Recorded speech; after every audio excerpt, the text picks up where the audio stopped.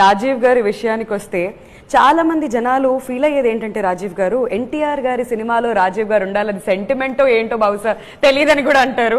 So you have to answer it. అలా ఏం లేదు, అంతకుముందు కూడా క్లారిఫై చేస్తున్నా. But that's friendship, love. అంటే నిజంగా కొంచెం ఓపెన్ గా మాట్లాడుకుంటే అన్ని హిట్లు కాదు, కొన్ని ఫ్లాపులు కూడా ఉన్నాయి మా హిట్లు కాదు అంటే అలా కాదు, సెంటిమెంట్ గా. సో నువ్వు కొంచెం ఓవర్ చేయకు.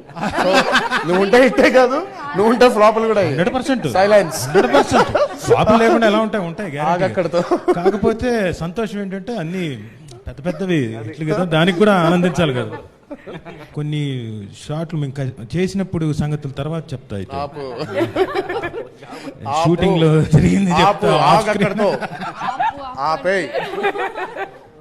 మైక్ లాక్కుండా తన దగ్గర